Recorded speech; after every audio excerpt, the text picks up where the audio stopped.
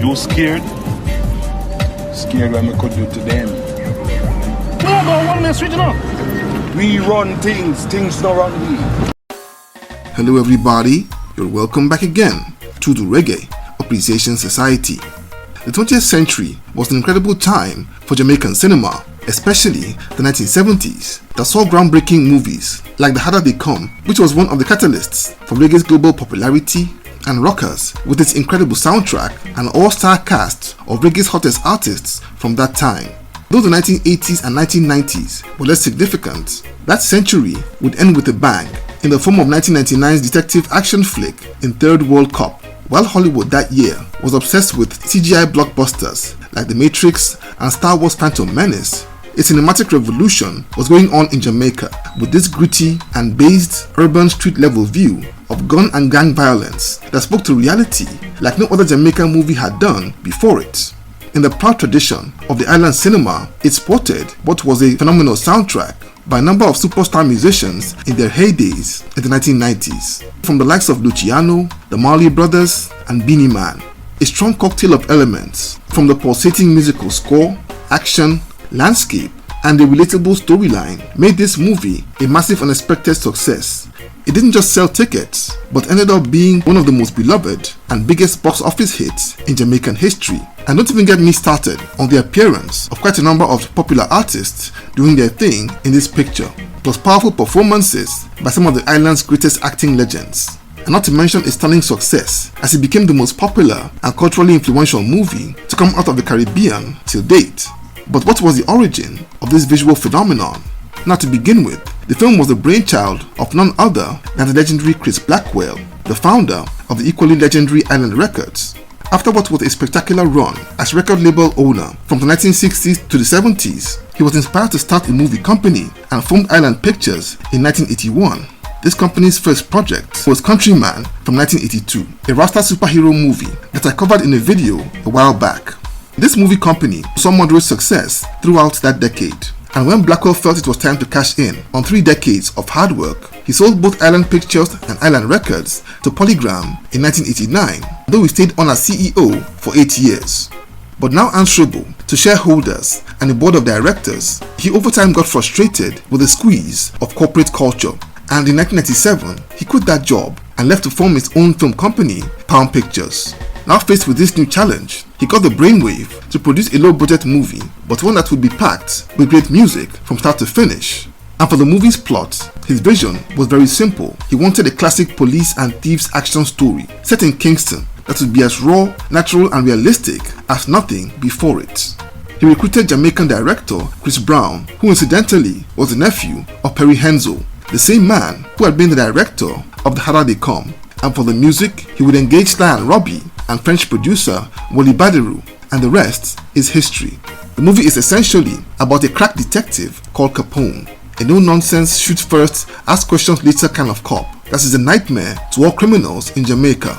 After becoming a legend in Port Antonio, where he's practically wiped out all the biggest gangs, he's posted back to his hometown of Kingston, where violent crime is dramatically on the rise, all due to a new syndicate. Capone, played by veteran Jamaican actor Paul Campbell in his most menacing role. Along with his bumbling new partner, they take on the worst of Kingston's underworld and stumble upon an international criminal plot and operation. The trail leads him back to his old neighborhood where he grew up, a slum in downtown Kingston popularly known as Dongo, and finds that the new syndicate troubling Kingston is made up of faces he's known since he was a kid. And he soon finds himself stuck at a moral crossroads when he discovers that his old hood is the epicenter of a cross-border gun-running operation, and that his childhood close friend, Ratty, played by actor Mark Danvers, is at the very heart of the whole thing. Ratty is the right-hand man of the local Don, Wani, a flamboyant one-armed gangster who is played by legendary Jamaican actor Carl Bradshaw. Wani is a veteran street soldier from Jamaica's political wars of the 70s who fled to America and got involved in the narcotics trade before doing time in jail and eventually deported back home a few years before the movie's timeline.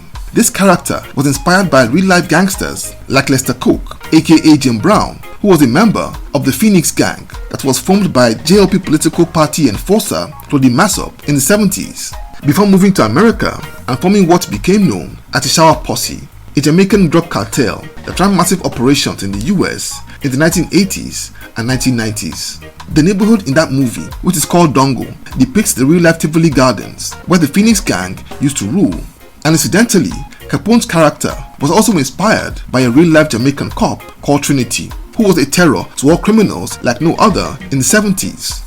Capone declares war on the entire gang while wrestling with loyalties to his old neighborhood, amidst the gritty backdrop and vivid imagery of life in the zinc-fenced mazes of Kingston's toughest ghettos.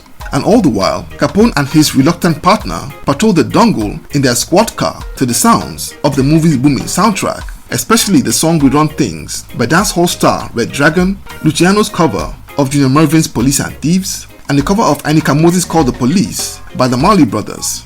It's a big understatement, but Sly and Robbie did great work on the soundtrack. The movie's supporting cast was loaded with an assortment of dancehall artists like Lady G, who makes a cameo in a performance in this movie, alongside the likes of Elephant Man, Hawkeye, and Ninja Man in a riveting and scene-stealing performance as a wild member of Wani's gang, who believes that Ratty is an informer to Capone and tries to turn the entire crew against him. This movie is one heck of a ride and a breathtaking romp through that city that climaxes in a blazing gunfight that had moviegoers on the edges of their seats by the time the final credits begin to roll. Chris Blackwell's aim with this movie was to make it on a small budget in a modestly sized operation, as he felt that large-scale projects and huge-budget movies stifled creativity. Incredibly, this movie cost only $500,000 Jamaican to make and was shot in just 21 days. Blackwell's gamble turned out to be a masterstroke, as it became a runaway success that grossed 21 million Jamaican dollars during its first release in the cinemas and became the highest grossing Jamaican film ever made, breaking domestic records set by Home Alone 2 in 1992.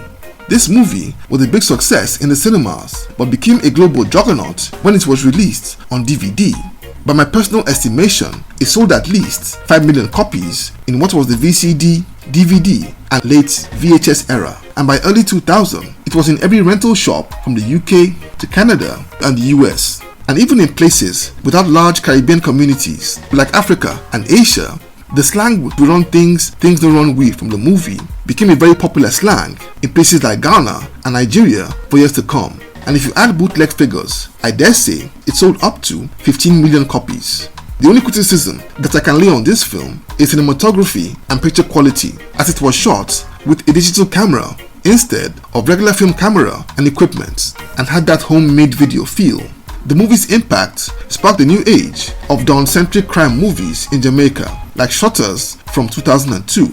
As for Paul Campbell, his role was so convincing that people in Kingston called him Capone for years to come, and he unsettled the real-life dons in Kingston so much that he moved to America for a short while to allow things to cool down. Third World Cup is undoubtedly among the most beloved movies to come out of the Caribbean, and is celebrated today as one of the most accurate depictions of the real-life dynamics of gang violence in Jamaica.